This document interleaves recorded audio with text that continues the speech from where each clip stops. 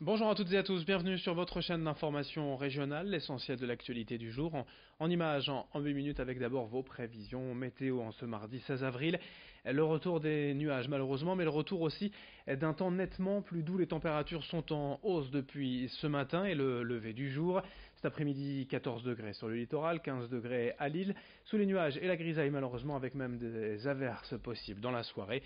Mais les températures sont en hausse et le soleil devrait être au retour dès demain.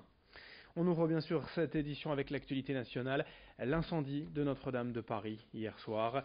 Depuis cette nuit, aux environs de 4 heures, les pompiers de Paris annoncent que le feu est maîtrisé, que l'essentiel de la structure de la cathédrale est sauvé. En revanche, la flèche emblématique de Notre-Dame, la toiture et la charpente ont été détruits. Les images, bien sûr, depuis hier ont fait le tour du monde. Dans la région aussi, les cloches de plusieurs églises ont retenti dans la soirée, hier en signe de soutien et de solidarité.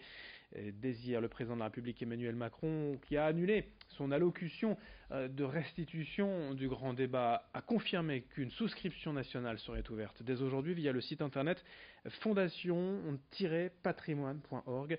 Depuis hier, il y a beaucoup d'autres cagnottes ouvertes en ligne. Soyez quand même méfiants, prudents quant à la fiabilité de ces collectes.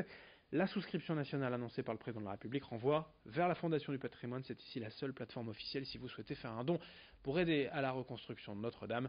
D'autres images, d'autres réactions, notamment celle du diocèse de Lille ou encore des historiens dans la région, à venir dans nos prochaines éditions, dès aujourd'hui et dans les prochaines heures.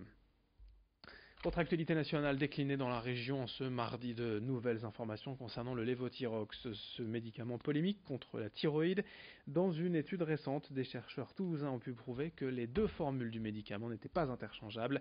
Pourtant, depuis 2 ans, le laboratoire Merck propose une nouvelle formule différente de l'original qui provoquait des effets secondaires sur un nombre important de patients. Aujourd'hui, on estime que 60% des malades ne peuvent plus se soigner avec le lévothyrox. Ces patients ne s'adaptent pas à la nouvelle formule et sont donc dirigés vers des traitements alternatifs. Les résultats de l'étude serviront aux prochaines actions juridiques lancées par les associations de victimes.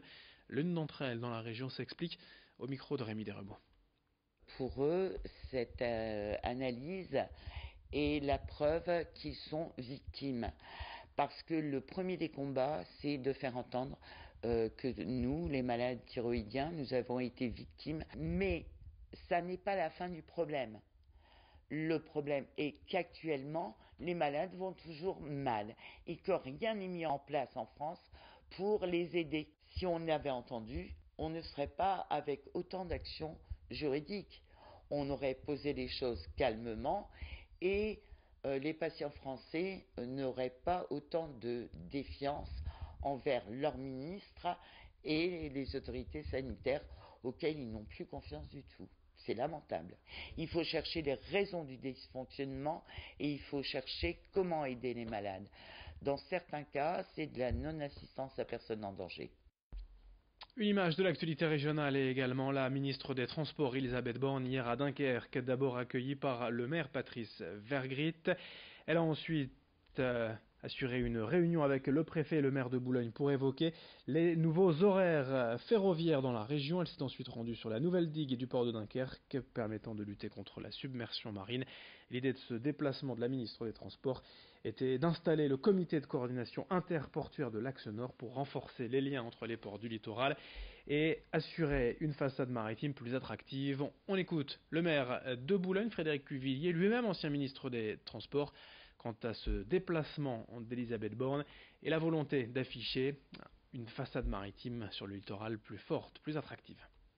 Nous avons la nécessité de mettre en lien le fluvial, le futur canal Seine-Nord-Europe, qu'il faut connecter, c'est mon combat de tous les jours et de tout temps, connecter le canal Seine-Nord-Europe à sa façade littorale, maritime, c'est optimiser le maillage ferroviaire. Tous nos ports, plus ou moins correctement, mais tous nos ports sont reliés au ferroviaire. Et jamais le fret ferroviaire, et notamment au départ des ports maritimes, n'a été aussi faible.